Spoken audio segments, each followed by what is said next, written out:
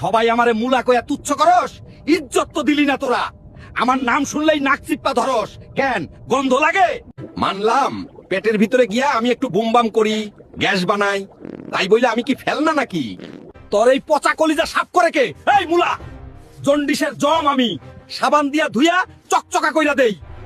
আর কিডনিতে পাথর জমলে কান্দোস কেন? মুলা খা, আমি হাতুড়ি দিয়া বাইরাইয়া পাথর চুরমার কইরা দিমু। এখন বল, মুলা হিরো না জিরো? এখন আমাকে যদি তোদের একটুও ভালো লাগে তাইলে লাইক আর চ্যানেলটা সাবস্ক্রাইব কর। বন্ধ করো আমার ব্যবহার অবিলম্বে, এর ভয়ানক পরিণাম হবে তোমার ত্বক বরবাদ হয়ে যাবে। এই ক্রিম তোমার ত্বক পুড়িয়ে দেবে এবং চাকা চাকা দাগ তৈরি করবে। এর ব্যবহার করো না, অন্যথায় পরিণাম ভোগ করতে হবে। হুজুর, পিৎজা মানেই কিন্তু শুধু ক্ষতি নয়, ফ্যাট স্বাদ আর এনার্জি দেয়। আসল সমস্যা হলো অতিরিক্ত খাওয়া, ব্যালেন্স না করা। হুজুর, পিৎজা সুস্বাদু হতে পারে, কিন্তু ঘন ঘন খেলে ওবেসিটি বাড়ে, হার্টের সমস্যা হয় আর শরীর ধীরে ধীরে দুর্বল হয়ে পড়ে। শরীরের সুরক্ষা প্রলোভনের চেয়ে বেশি গুরুত্বপূর্ণ। সব পক্ষের কথা শোনার পর আদালত এই রায় দিচ্ছে, পিৎজা নিষিদ্ধ নয়, কিন্তু মেপে খেতে হবে। পরিমিতিই হলো চূড়ান্ত আইন। দয়া করে আমাকে মাফ করে দিন, আমি কারোর ক্ষতি করতে চাইনি। মানুষ আমাকে খুব ভালোবাসে, আমি প্রমিস করছি আমি বদলে যাব। আমাকে আরেকটা সুযোগ দিন।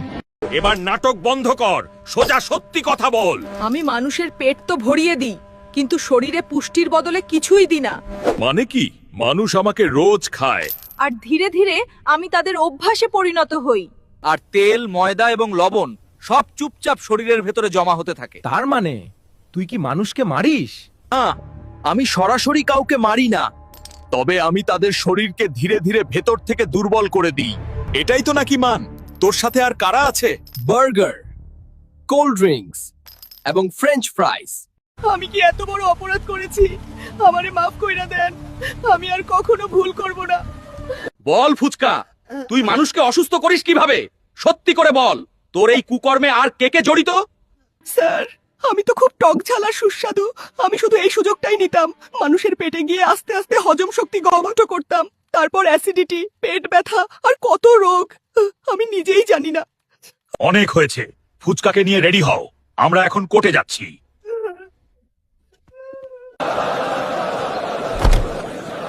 আদালত শুরু করা হলো।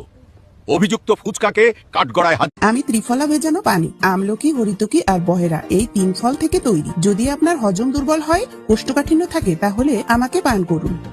আমি তিসি ভেজানো পানি, আমাকে খেলে পেটের গ্যাস ও কোষ্ঠকাঠিন্যের সমস্যা কমাতে সাহায্য করে। আমি শরীরের ফাইবার যোগ করি আর পেট পরিষ্কার রাখতে সাহায্য করি।